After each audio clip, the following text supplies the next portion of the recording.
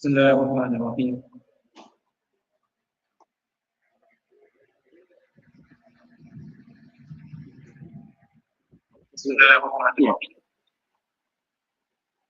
The journey of Hajj is a journey of love. It's a journey of love. Everything about Hajj, as a person tries to carry out various commandments, if done with love, it will give a person the maximum reward.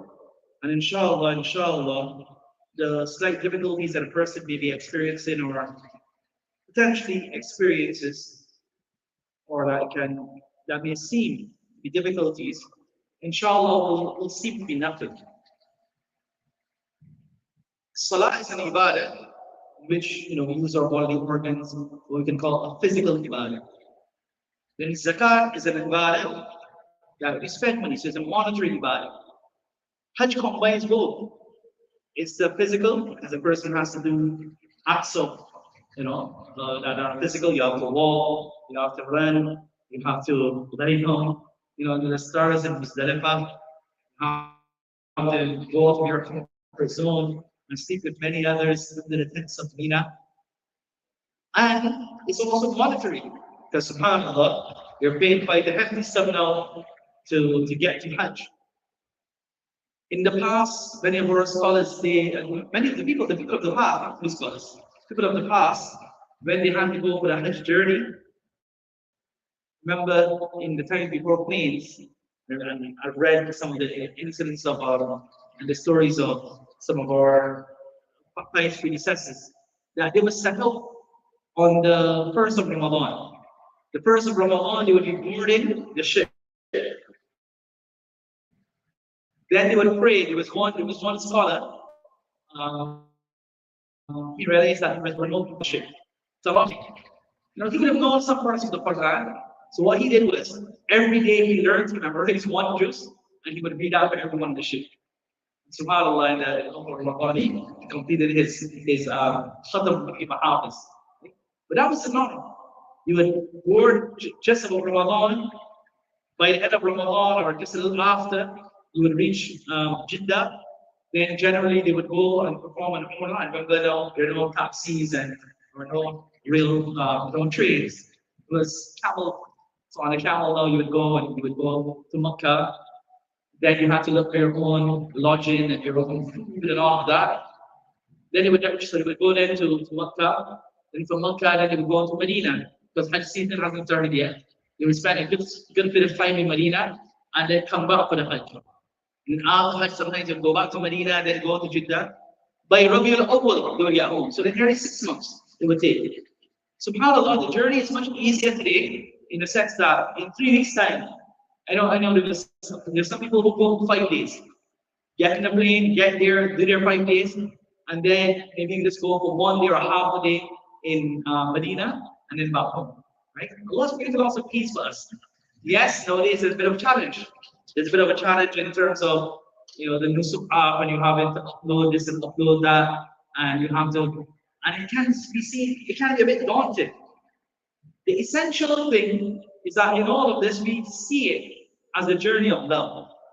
And not only that aspect of when we get there, but that journey of love starts from the moment we intend, we decide to go for Hajj, and then we're going to start making our down payments. Or in today's case, when we start saying, okay, I'm going to register. So from the time you start your registration, think of it that my journey has started. Think of it that my journey has started.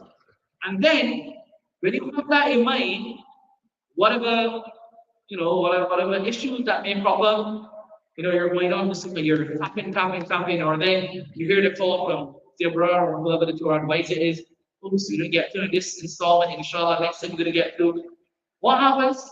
You don't stress. You don't stress. Why? Because of the journey of love. This is the journey of love. And inshallah, whatever hardship that you face, you're going to be rewarded. So don't think that only when I get there, I'm going to be rewarded. Inshallah, from the preparation from this moment onwards, your reward will be there. And Imam Ghazali rahmatullahi alayhi, he says that whatever a person spends on this journey should be spent with pleasure. Should be spent with pleasure. And whatever loss of life or wealth experiences should be borne with patience, because such things are signs that the Hajj is accepted by Allah. And it's been mentioned that to experience difficulty on the journey of Hajj is like spending in the way of jihad, where one dirham is rewarded up to 700 times. And it's essential then that we remember that this journey of Hajj is not one that is just about rituals. It is about coming closer to Allah. It is about coming closer to Allah. So from the offset, the intention should be that, oh Allah, I'm setting out. I've made the intention, oh Allah, you make things easy for me. If things don't go our way, we'll be patient. And inshallah, we'll get so much reward. There's one narration in which Prophet ﷺ said, your reward is proportionately according to the hardship you undergo. Sometimes the person may undergo much hardship, but the rewards they will see in the hereafter, they'll wish they had even more. There's one famous hadith, Prophet ﷺ said that, person goes through difficulties, and their du'as are rejected and all of that. In the hereafter, they'll wish that they had no dua accepted. They'll wish that they had even more difficulties because they'll see all the rewards. Of course, we pray for afiyah. We don't pray for difficulties. We always pray for ease. Even in this journey of Hajj, we pray for ease.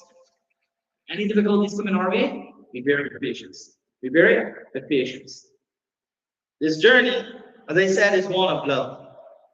This journey is one of love. That is why Imam Ghazali Rahmatullahi alayhi says, one should never deny or annoy one's companion on the journey.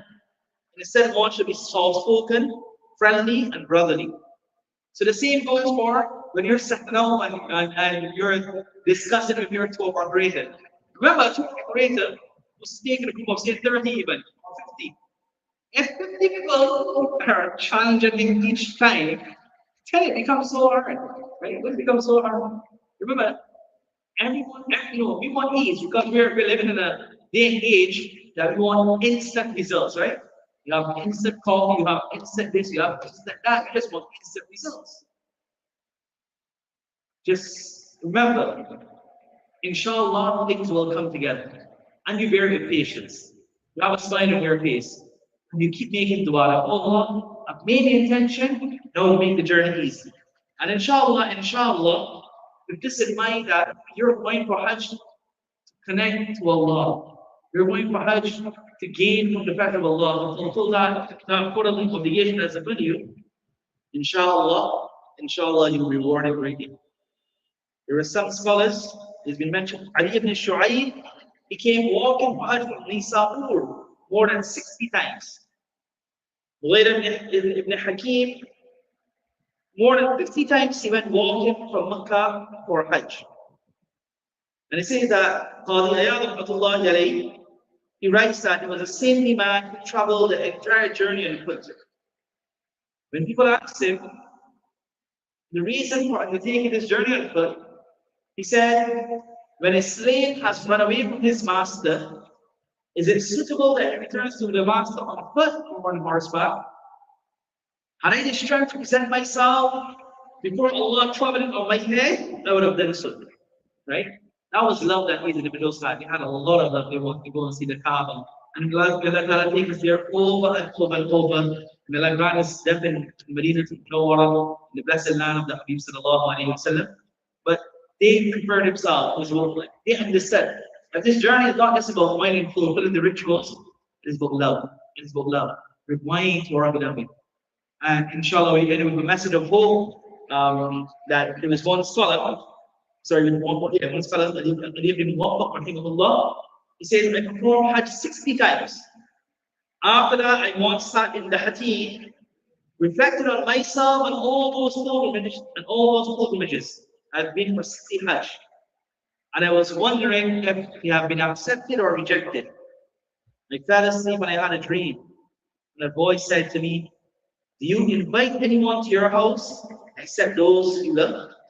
Do you invite anyone to your house except those you love? He said, I woke up, I was happy.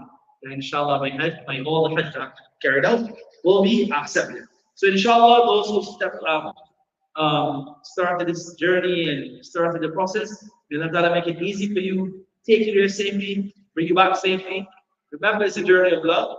So you don't need to nag, you don't need to complain.